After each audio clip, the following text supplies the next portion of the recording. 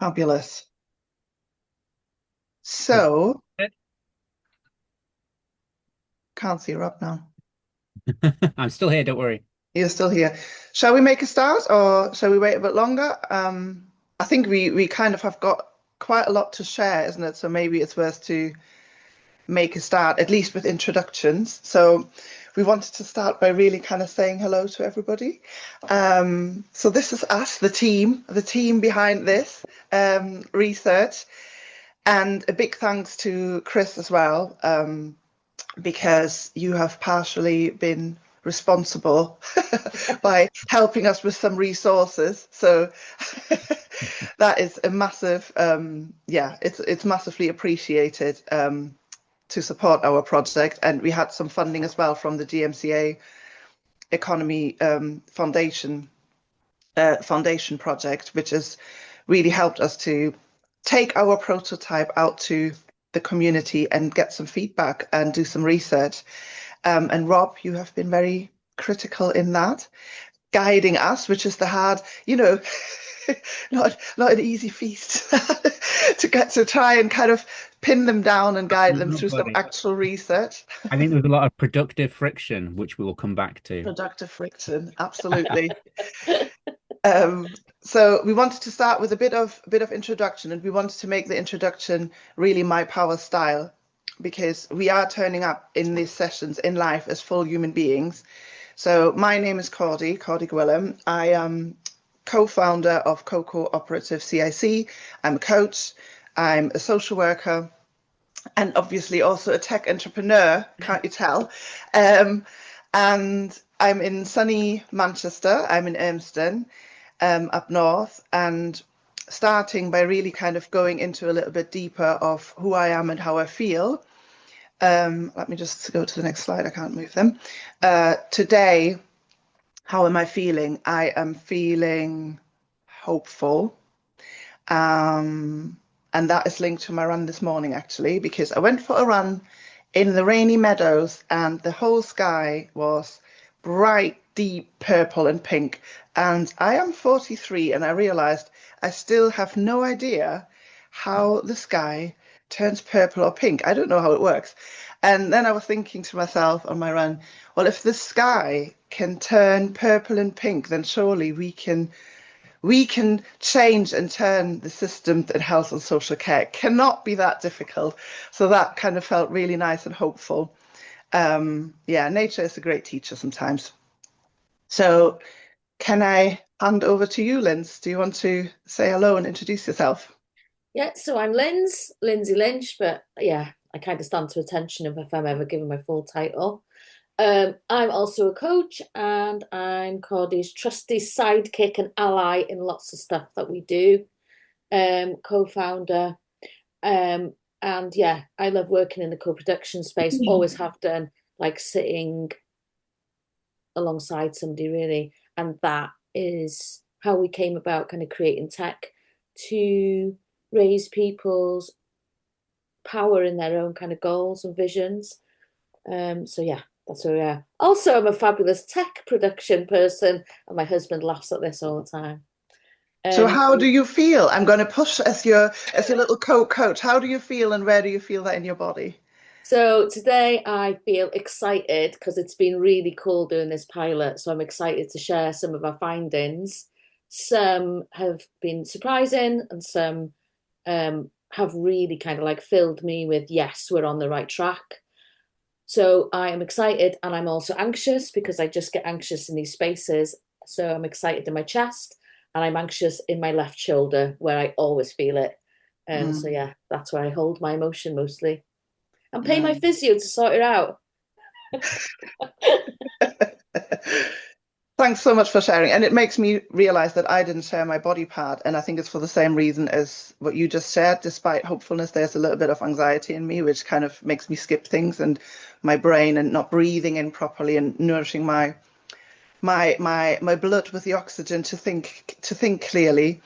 So I feel it in my chest. So that's a really good reminder for me to take some deep breath right now. Rob, do you want to go?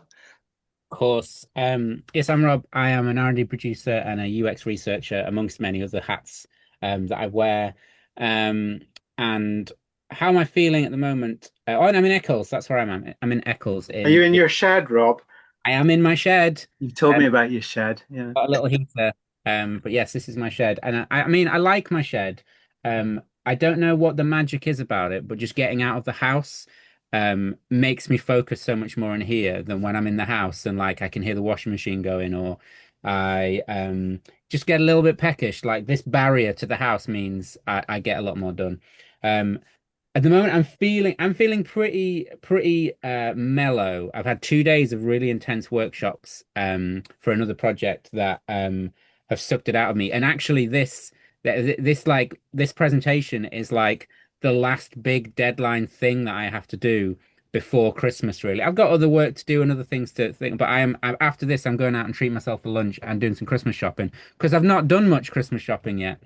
Um, so yes, I'm feeling quite mellow, a little bit drained after the past few days, but quite like on that hopeful bit out now.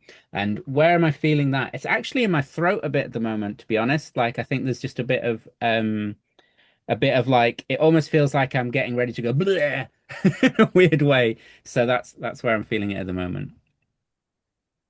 And we really kind of, it's hard, isn't it? It's hard sometimes to stop and pause and actually think about how we're feeling and to connect that with our whole person, including our body, because it doesn't tend to where we go. Like I'm experienced or have just experienced when tension, anxiety, stress go up, we tend to kind of want to go into our head and just do, as opposed to taking that step back and connecting with who we are. This is a really important part of the app, which you'll see in a moment. But we wanted you to kind of have a go at practicing this yourself. So hopefully, whilst you're listening to us, you also get a moment to check in with yourself. How are you feeling at the moment? Is that in your body? You can put it in the chat. I think Lynn's opened that app, or you can just hold it for yourself and know that, and just notice what that brings up. And then, most importantly, we are going to play, because that was also a really big element of the app process, to pause and play. So the game we're playing is this. Oops, there you go, elephant. If you could just imagine for a moment an elephant, really visualize with your eyes an elephant. Where is the elephant? What does it look like? What time of the day might it be? And then share what you see when you see the word elephant. Andrew, you look like you want to share about your elephant. What do I think of when I see the word elephant? What do you see when you see an What do I elephant? see? Try and visualize an elephant. What do you see? Well, I think I see an African elephant in its element, as it should be. Perhaps quite a sort of idealized view. I don't know. Just Uh-huh. yeah, kind of like as it is on the tin elephant, really. So a natural looking grey kind of big elephant in its natural habitat.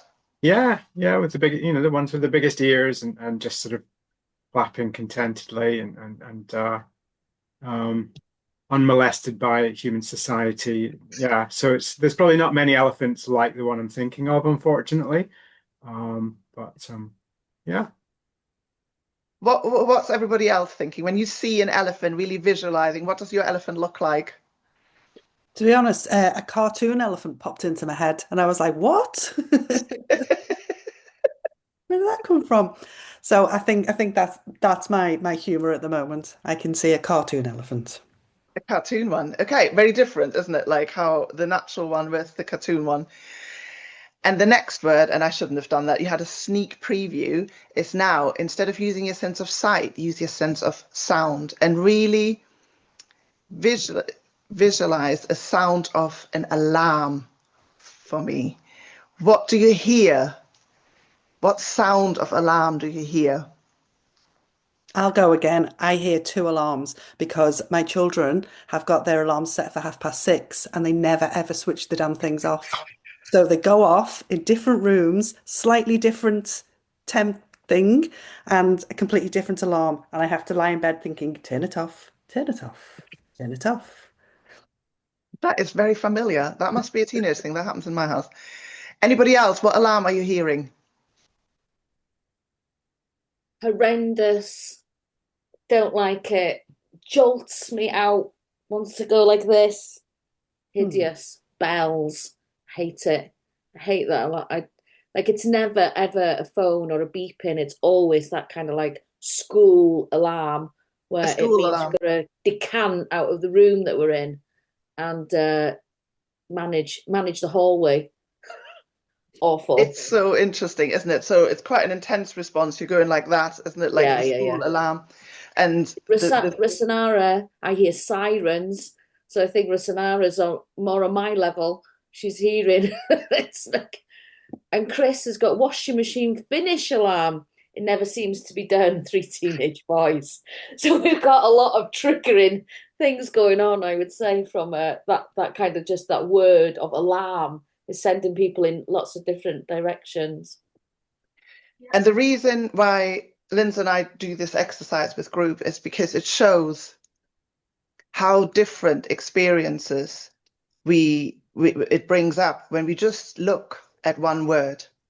You know, that one word of elephant, that one word of alarm, connecting with that with our senses, it brings back memories, it brings back experience. Some are really positive, some are a bit challenging, some are really difficult, or they could trigger trauma.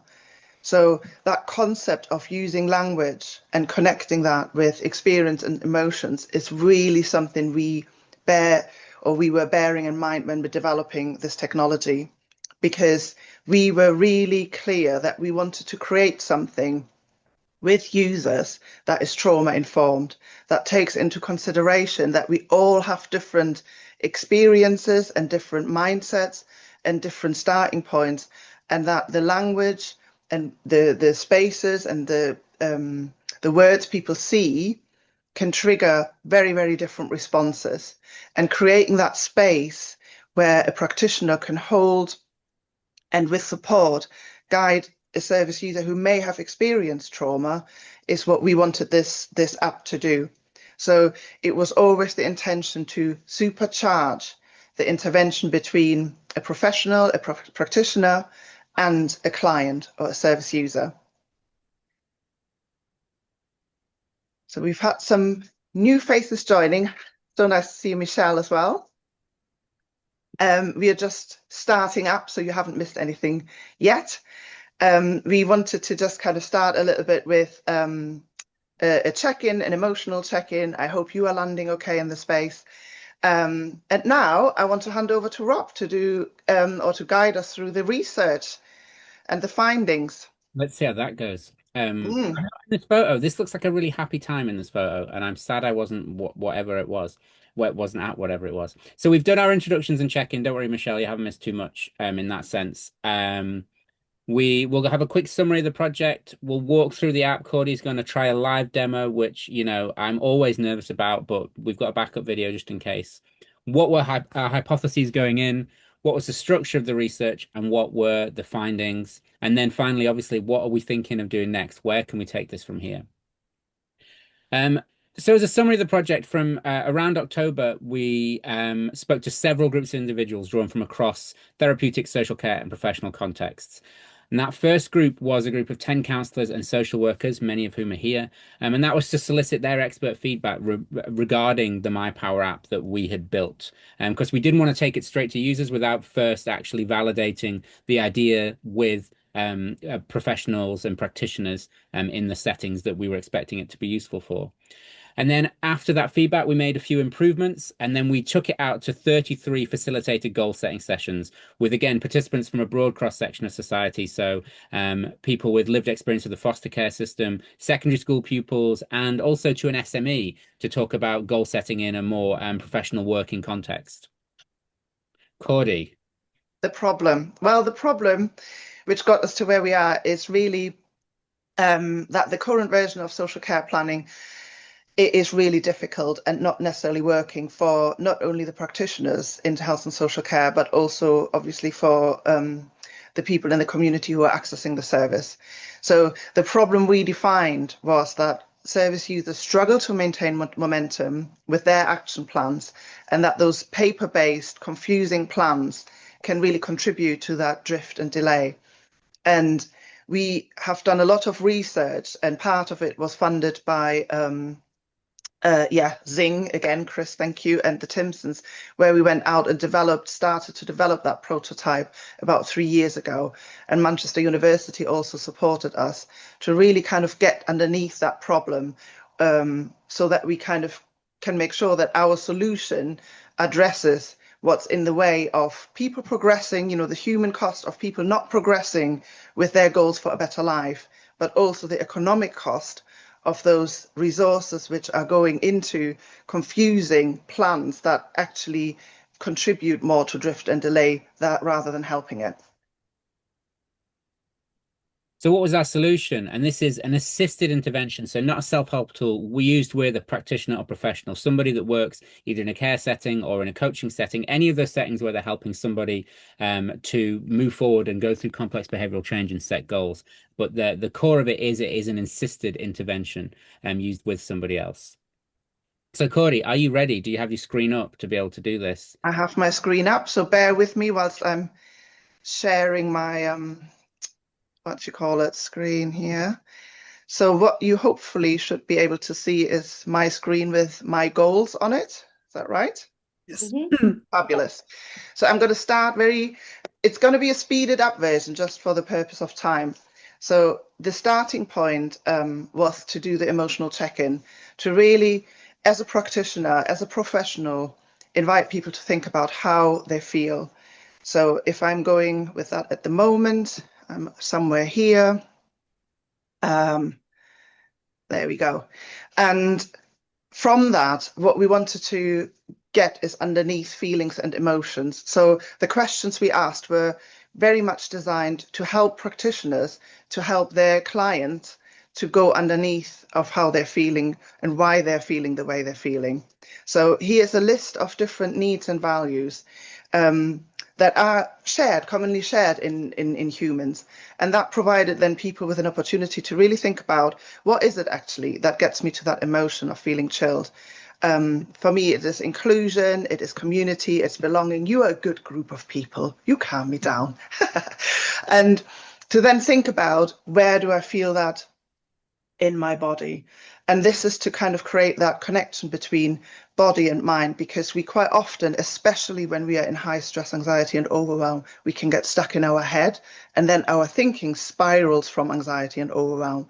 So thinking about our body can kind of reconnect that bridge and bring together our whole self, body and mind. So for me, that's somewhere here in my shoulders. My shoulders are nice and down, hopefully. There's a bit of space to journal there, and that then gets locked, and the prompt that brings up is to stop and play, because like I said earlier, that was a really big part of the interactive session MyPower is bringing to intervention. So professionals were really thinking about, how can we create play through either meditation, moving our body, listening to music, enjoying a biscuit or a cup of tea, drawing, journaling, spending time in nature, dancing, or making somebody smile. So they were introducing play to the user groups as a way of self-regulation, which was something a lot of the professionals were already doing in their practice. And we kind of introduced that concept of doing it in a structured, intentional way at the start of a session. So what we found then is that people had a general open conversation and then identified some sort of goal. And when they did that, we asked them to bring the service user, the participant, to this part of the app where they could collectively and in co-production set a goal. So I'm going to set a goal for me now. What shall I set as a goal? To develop the app and scale. So that's my goal. There's a bit of space to describe that in more detail. So, I'm not going to put everything in there, but, like it could be attending courses or training, whatever it is that brings that goal in detail to life. And then it is about uploading an image, because we know that visuals can be really useful to, to help people to visualize and, emotionally attach positively to a goal. So for me, I choose the horizon in light with the sky I saw this morning, and then kind of selecting an emotion. How does that make me feel achieving that goal? Well, it would make me feel really proud. And that then leads to the next step, where we're introducing the context of strength, because we know strengths-based practice is really important and key when it comes to coaching and social work intervention. So deliberately bringing our user group to, what are your strengths? So compassionate, being a high achiever, being an explorer are really things I think that can help me in achieving my goal to develop the app and scale. And then, only then, we started to introduce the risk and what could go wrong, because we were aware through our research that actually we need to kind of outline the hope before we then go into the risk management. So in terms of what could go wrong for my goal, it could all fail. And then we introduced some scaling so that people have an opportunity to think, how likely is that going to be? Well, actually, given the feedback we had so far, it's not that likely. And then we brought people to another level, which was the saboteurs, that inward, that mirror inwards, to think about, how could I be in my own way?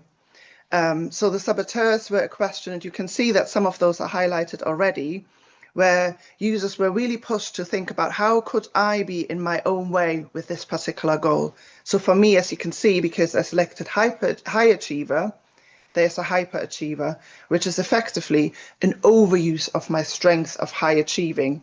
So in stress, anxiety, and overwhelm, I might actually overuse that skill of achieving to become hyper, which then means it becomes really exhausting, unrealistic, and there's a chance of burnout for me. There's also the people pleaser, which comes from my empath.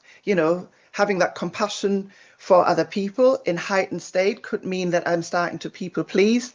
And there's a restless, which comes from a strength of spontaneity and action that can also become really restless if I'm heightened and my nervous system is not at rest. So people had an opportunity, I'm not going to do it now, to write all that down, journal if they wanted to, and then again scale it. How likely is that going to happen? I would say a 4.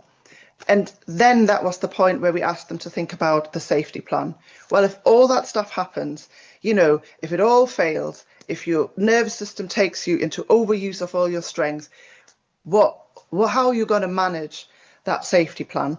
What contingency plan could you have in place? So mine is very simple. Speak to Linz, because she is my body to kind of help my self-regulation. And she's also, what am I writing? And she's also really good in bringing me to think differently and be able to kind of see the opportunities when things look a bit grim. So having that opportunity to write that down, imagine and name worst case scenario can be really useful to then make a plan that is appropriate to that kind of risk. And then we moved on to the action. So that was the part where the practitioners really kind of got their participants to think about, what could you do to achieve that goal? So there is an opportunity to add actions, sign up for a new program. There we go. And what the unique thing, what we felt here would be for the opportunity is that users are able to kind of add dates. They can set themselves a reminder. We know trauma can really mess with people's memory. So having that opportunity to set a reminder, set a date, can be really useful to help people incrementally to follow up on what they set themselves to do. And another part was here, the who can help it, which was received really positively to help people think about, actually, this is not all on me. I can also make use of other people around me. So adding another person, so I'm going to add you here now, Linz, can be a really helpful way to think about, actually, I don't need to do all of this by myself. There's others to help. And then it went to the last bit, which is who should be able to see my goal. And that came from our research previously where users felt really strongly that they wanted to share some goals because they didn't want to repeat and tell their story again and again and again. So having that opportunity to include somebody in your plan, but also being clear who they didn't want to see their goal, because sometimes they said there are risks around that, other people knowing about our goals. And that's that. So here it's saved, and here you can see this goal is now ready for me to engage with. So this is the part where we can add some reflections on how an action is going, or even, and that was a really key part of giving and receiving some feedback. So asking you, Linz, how things are going to give me some feedback on how we're progressing on that particular action. I'm going to stop sharing and hand back over to Rob.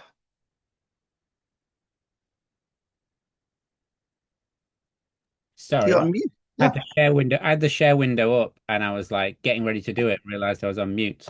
Right, that's the one we want. Hopefully you can all see that. Oh, it makes you all tiny and small, but I'll figure that out. There we go. So what were our core hypotheses going in? Firstly, that service users who complete a facilitated emotional check-in before setting a goal will report a more positive, empowered, and less anxious experience of that process compared to their self-reported baseline feelings about historical goal setting. We'll come back to this. We'll have a little quiz. And then the second hypothesis was that professionals or practitioners will perceive the MyPower prototype as a valuable tool for building rapport and facilitating more meaningful, co-produced, and outcome-focused conversations with service users. So how did we do? So we went into phase one, some expert evaluations. As I said, some of you are on the call, where we engaged that group of 10 practitioners and professionals to get their expert feedback.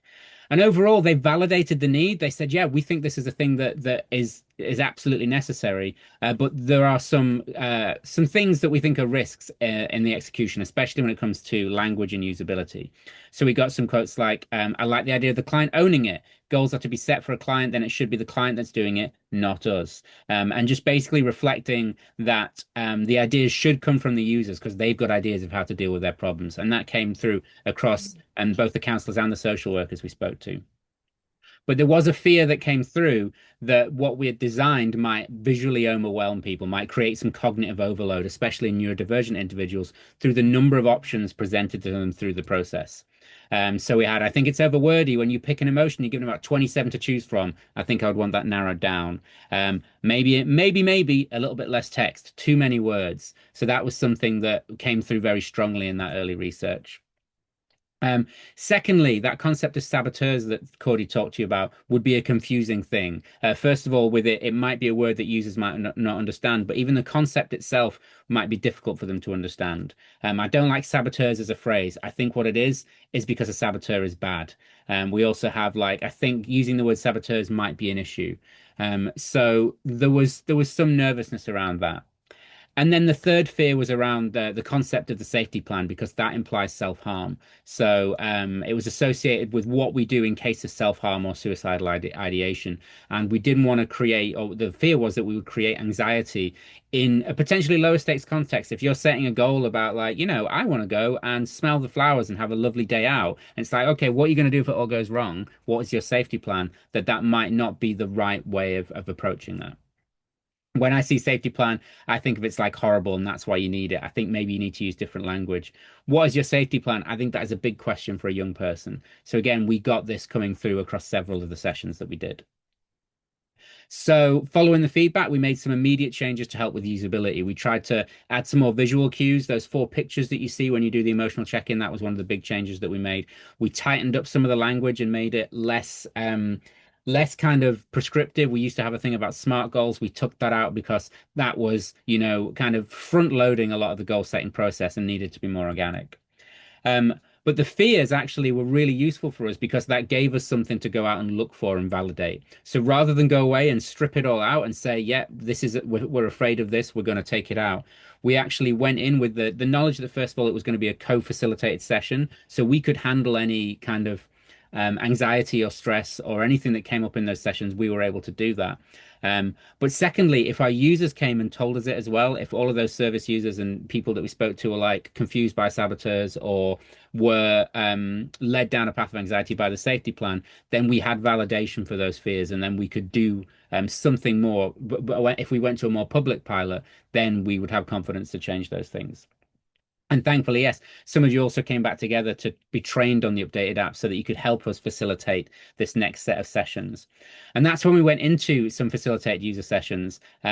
This is not a real photo. This is an AI generated photo because I wanted to share the story of when I came out to Bolton, and the first session I did had an 18-year-old care leaver that came in with her 6-month-old baby.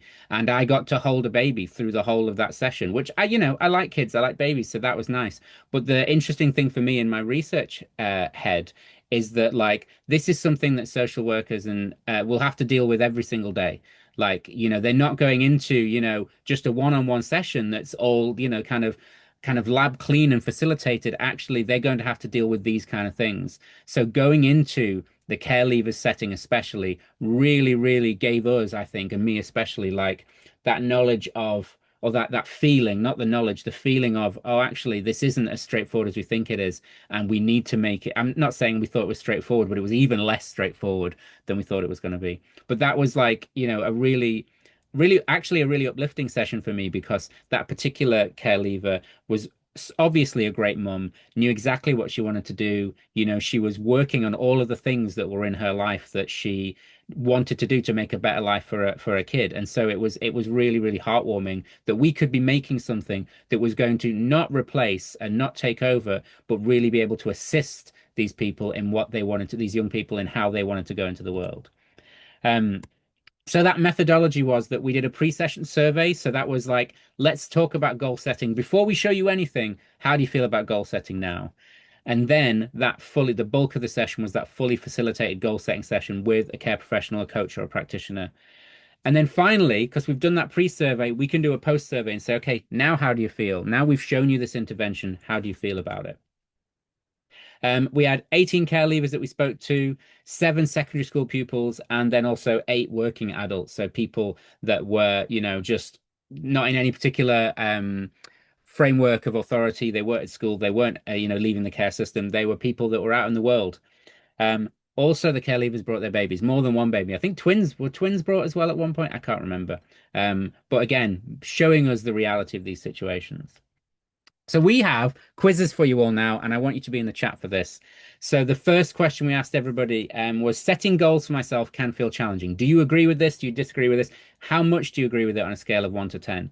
So in the chat, please tell me what you thought out of 10 people's impressions of goal setting were. Were they challenging or not? 10 being it's the most challenging thing in the world, 1 being they're not challenging at all. I need some people to put in the chat before I reveal the answer because I want to see if we get people's impressions. So just throwing them in 7, 8. People think it's challenging. 7, 8. Okay, all right.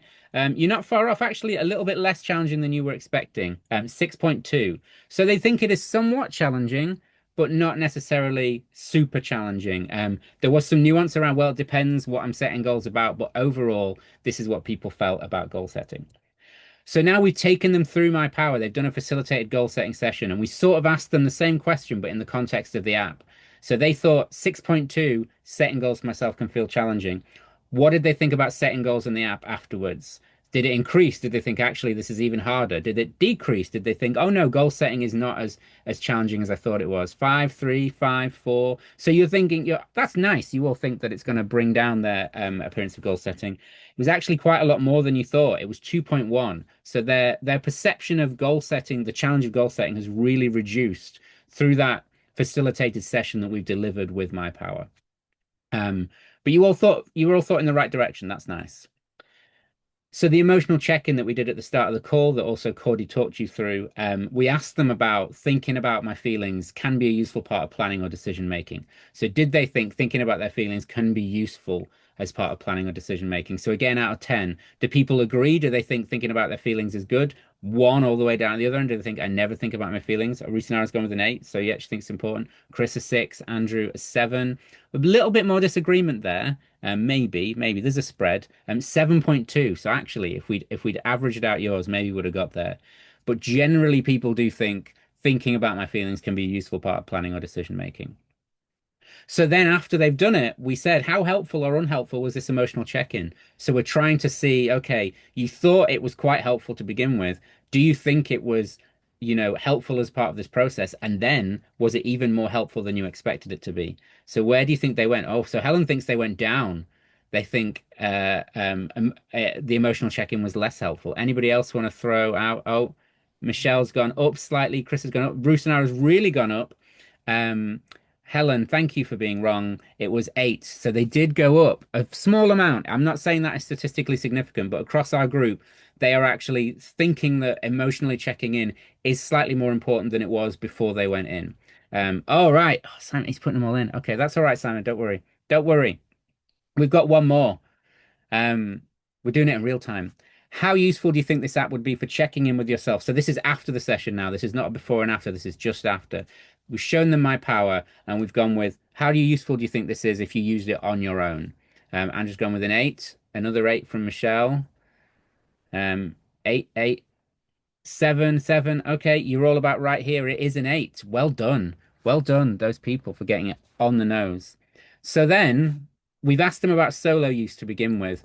Then we've asked them to reflect, okay, how useful do you think this is, when you're working with somebody else? So with a line manager, a coach, a teacher, a social worker, any of those people.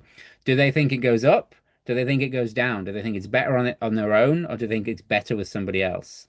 So I think people are going, it's about the same. It's about the same. It wasn't far off. It has crept up a little bit. And anecdotally, we saw that some people revised their score of solo use down so they could fit in a higher score for facilitated use. So they were independently, this question was making them go, oh, wait a minute, I've just given it a 9. Actually, I want to give facilitated use a 9. I want to drop my previous score to an 8. So there was this feeling that they want the person there with them. They want to have that facilitated session. This technology is not, can sort of help people set goals, but actually that human connection adds a little bit more. That's what this signal, that's what this signal tells us. Again, I'm not saying this is statistically significant, but it is a signal that we've gathered up.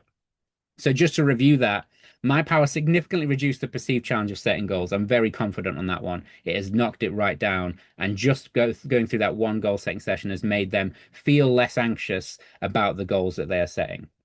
The emotional check-in was perceived as helpful. I'm not as doggedly confident on this one, but again, it's a signal, and that's what we can follow. And again, that solo use case, the fact that it's ranking high as a solo use case is kind of independently good. It says the structure has a lot of value on its own, but the fact that facilitated use is scoring even higher, I think, is really reassuring as well. A little bit nuance between groups that I won't go into, but school pupils were a little bit more like, I would rather use this by myself. In our group of 7 pupils, that they were, less confident on the group setting. So our conclusions from this, hypothesis 1, service users who complete facilitate emotional check-in before setting goal will report a positive, empowered, and less anxious experience. I think we've validated that quite strongly, especially in that, even just in that first survey check-in, but we've got the comments to show that as well. So I don't know, I feel more positive after doing that. That would actually be good for, like, I don't know, support. I'm going verbatim there. That was a care lever. So we've kept in all of their little filler bits. It allows you to clearly focus your mind on one specific goal you have in your life from a secondary pupil. And then from one of those working adults, actually, I can see that's useful because it means I'll probably be more honest with my objective setting. So there's lots of positive comments about how they felt on that first hypothesis. The second hypothesis about professionals and practitioners perceiving MyPower prototype as a valuable tool for building rapport and facilitating all these other things. Again, we got these comments from our users. It was much more fluid because normally my goal settings are all about strategy and specifics and deadlines. That was really strong, actually, about the difference between how you set goals in that working context versus how you set goals at home, which we'll come to. From this care lever, social workers have lists I just memorized. This felt more structured, more organized. I'm not that organized. It feels good. And this one as well about it feeling like a 3-dimensional process. Again, we had this just this very, very generally positive opinion of it as a thing that builds rapport and is meaningful and co-produced. So we had our, professionals and practitioners validating that through the expert sessions. And I think it came through again from the users when we spoke to them. And then, yes, them feeling empowered, empowered with their goals, like this secondary pupil, really focusing not just on, I want to get a job. It's like, I want to see people get better. I want to be the one that makes them get better. It was about being a nurse or a doctor, but actually there was more than that. This ownership of goals, again, I feel like I want to do something and pay for it off my own back. There is definitely there was the way we saw people own their goals was really, really powerful. Actually, quite challenging for me because I thought some of their goals were ridiculously lofty, but at the same time, the process of them owning it was helping them work their way backwards rather than focusing down here on you need to get a job. It was I want to do this. But in order to do that, I need to get a job. And they were realizing the kind of the really core challenges on their own because they owned that goal at the top end of it. Anything you want to say on that, Cordy and Lindsay? Because I've gone quick through that, and we're actually doing all right for time. Anything you wanted to add? Any stories that you think are helpful there? I think you really summarized it really, really well, because that's exactly what Lind and I always talked about. You know, it is about people owning their own goal setting, and as a professional and practitioner, allowing that space to happen. And to us, it's really interesting to see how technology, of all things, can play a part in that. So I think you will mention later on, isn't it? You named it like the third space, but it's almost like the intentions are already there. You know, practitioner skills are already there. But I guess what we saw is that there is a potential for technology to offer that third space that allows maybe to help us to be more aware of our own anxieties and stresses and overwhelm, which is maybe especially important for health and social care and also for business, so that we can actually lower that noise and really focus on what is it? What weird and wonderful things do people want to do? And like you said, working it backwards and allowing that bit so that what we need to do in the here and now becomes actually meaningful in the bigger picture. So yeah, it felt really, really, it was a great experience to complete the research, to observe people using the tool, to observe and listen. Felt like a privilege to listen to people's goals, to be honest. Yeah. Linz, anything you wanted to add, or shall I keep going? I just loved sitting with people and recognizing how they reflect. And it's not easy. It's not easy for people to do this when we're talking about goals. Lots of times we're on autopilot. I want that. So going in at that level of emotion and feelings and actually seeing a young person do the work, or kind of coming away from it and thinking about it. Or we did the bit that we did with people in the workforce.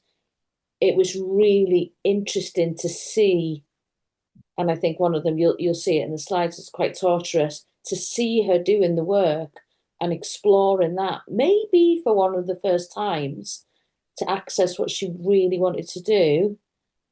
That can only be done with a practitioner, and I think that's really embedded that in my mindset, that to set those goals in that way, it needs to be a collaborative, and that's where you've brought in that third space that, like Cordy says, tech enabled us to do that. Yeah. Michelle's got a question just before we go on to the next bit.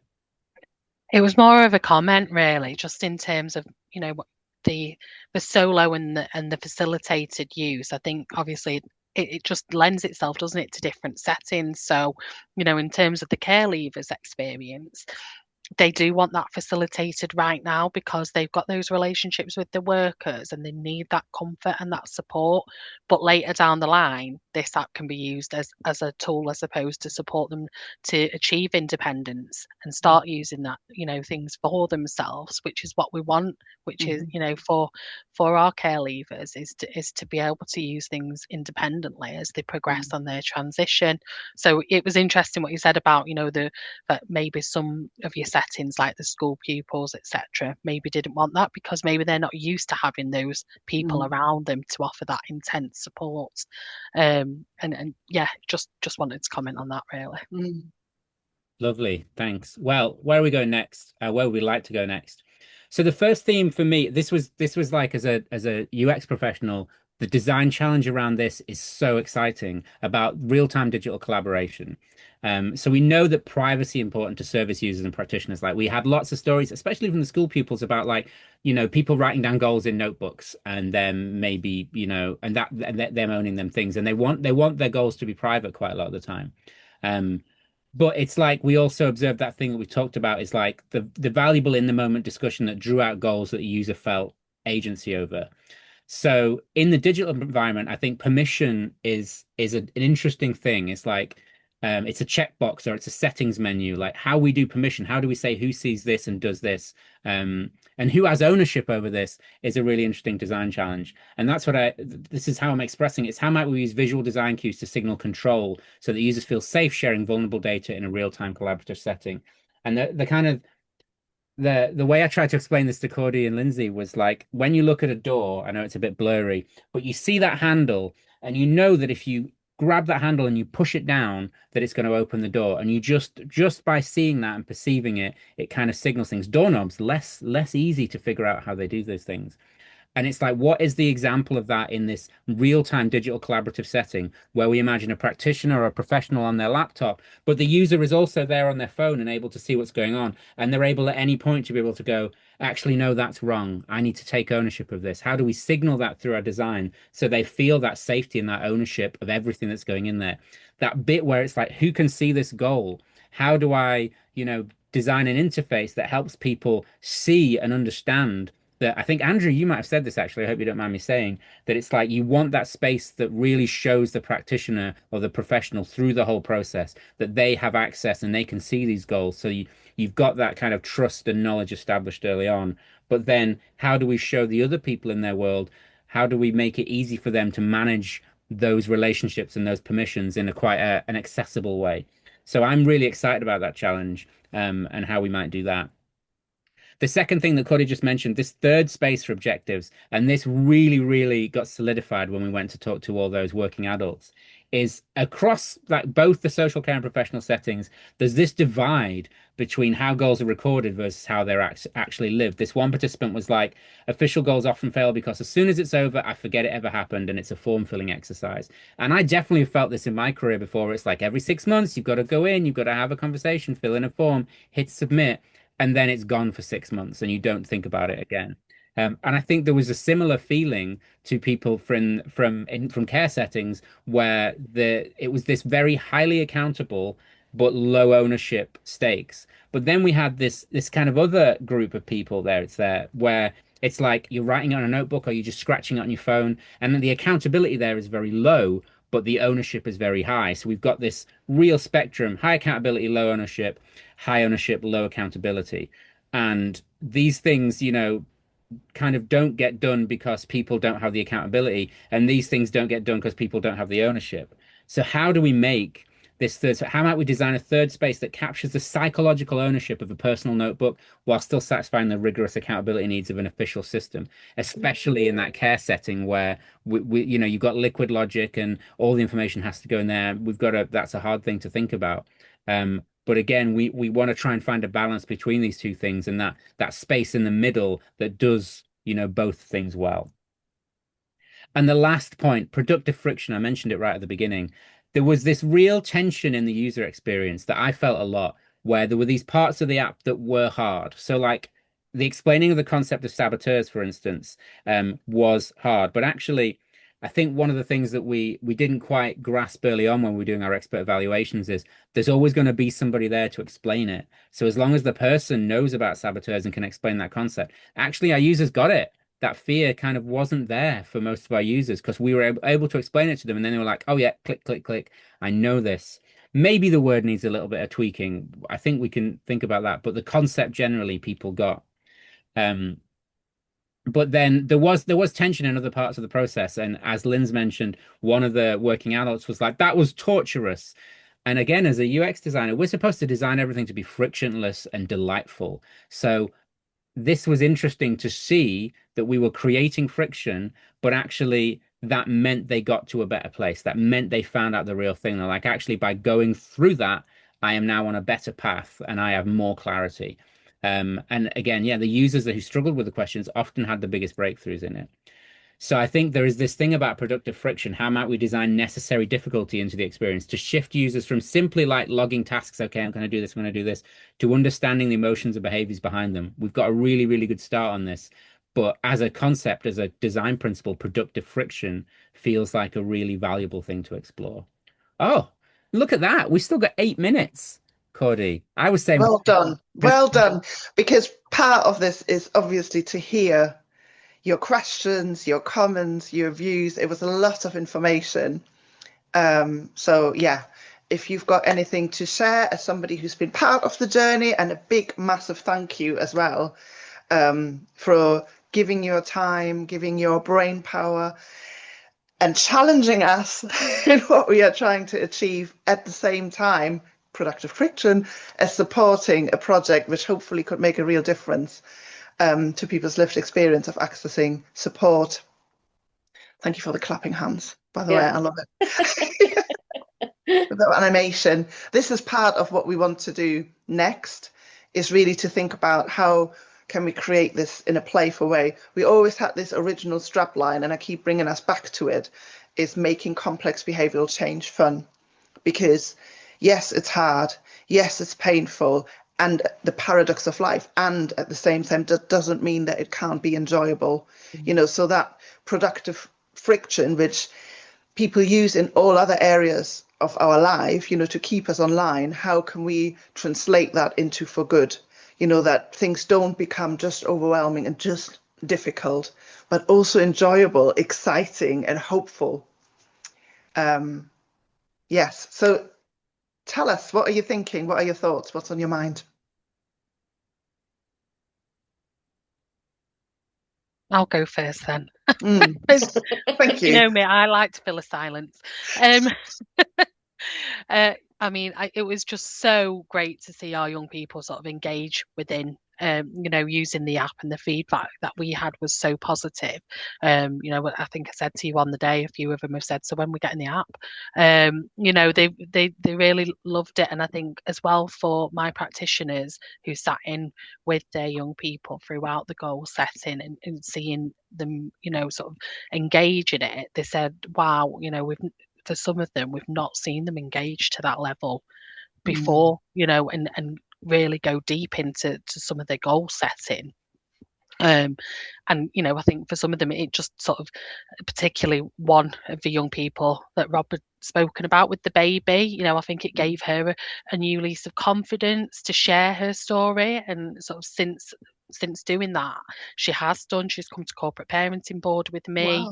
And wanted to share her story to support other young people and show what our service does as well, but also to show how proud she is of where she's come from. So I think, it's been really powerful in that sense.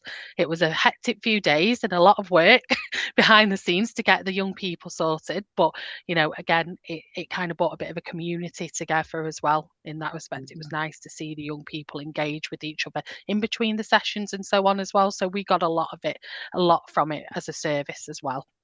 I was going to say thank you again for all that organization. Those 18 sessions we had were just absolutely so valuable. No, hectic was fine. So valuable that yeah, I can't thank you enough for that. Yeah, 100%. And I think what really stood out with you is, and we had a bit of a chat after in the debrief, you were taking a risk with that, isn't it? Because you were saying that context of even the physicalities of bringing people together, it's part of this, isn't it? It's taking positive risks because of the goal and assessing whether that's worth the while. And I really appreciate that you supported that, and that it just warms me up, to think that this is not just a one-off thing and we got something out of it for this little project, but that actually doing stuff like that, it's systemic, isn't it? It has a ripple effect on other areas, and to know that it grows confidence to engage into a they never met us effectively, isn't it? Yeah. Having those deep conversations in what was 45 minutes to 60 minutes, and listening to what you just shared. This is the reason why we're doing that, why we're doing it for. So it's absolutely fantastic. And I really hope that this partnership can somehow continue, because they, I think, really we could be part of change and system change, which is really cool. Yeah, I was going to say actually that it did seem that the young people felt validated, that they're actually being asked their opinion on something instead of being told what they should think. And I think that you could tell that they genuinely were trying to help and understand. It was nice. I think for me, being in that kind of setting with young care leavers and and they're workers, they're professionals. There was two things that really stood out. Play was super important with them. Was just like having a laugh and coming out. They felt confident to come out with all sorts of stuff and kind of take the mick out of themselves. And that really helped the process. It's like, we can be ridiculous in this space and we can explore it. And that is fantastic. And they did that with us. They had the bravery, the courage and the play and they trusted us, which was amazing. I loved the level of emotional language they had. It was amazing. And I think that has got something to do with the practitioners that they've already got around them. And in that, and some of them spoke about the work that was happening with their PAs, and they applied MyPower to how it could work. So they were taking screenshots of things, and she mentioned, Leah, my PA will.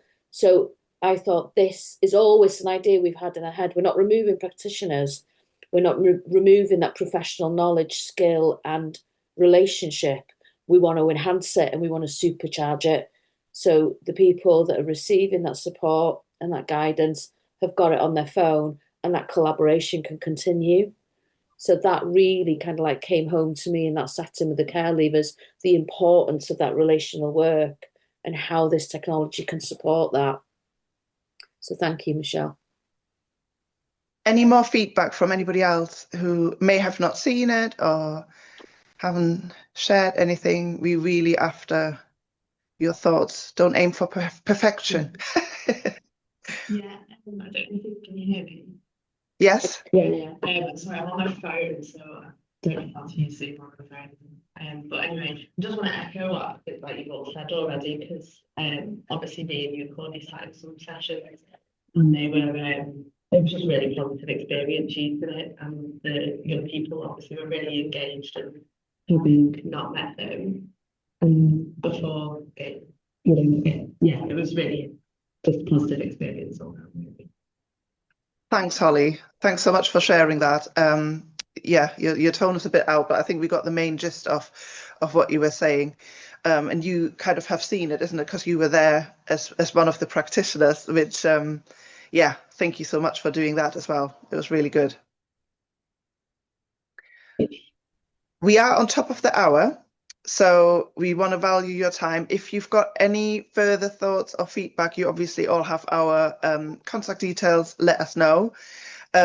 Just to finish us off, so we are looking for scale up with the GMCA local authority.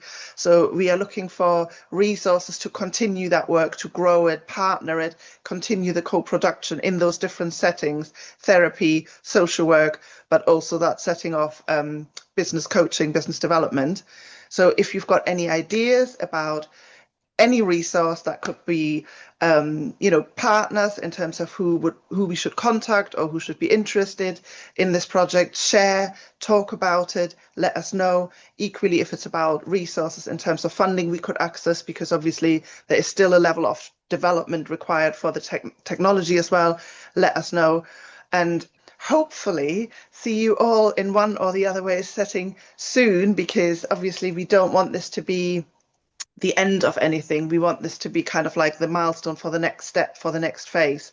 So we would love to kind of, especially with those who've been involved, like Rosanara and Andrew, maybe we could also do that separately, to have a little session about how we could kind of play and continue to grow these ideas and what you like from it in terms of the therapeutic setting. But thank you so much, everybody, for your support in all of what you did, and have a lovely winter break, Christmas break, whatever it is for you when you get to it. I think we all need it now. Hibernate, eat, sleep, rest. Have a lovely rest of the day. Oh, Everyone. thank you so much, Bye, guys. everyone. It is. Bye-bye.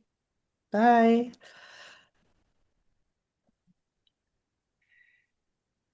Oh, Rob's gone as well. We need to come out of this. Hang on, let me just stop This is your link. recording. Let me just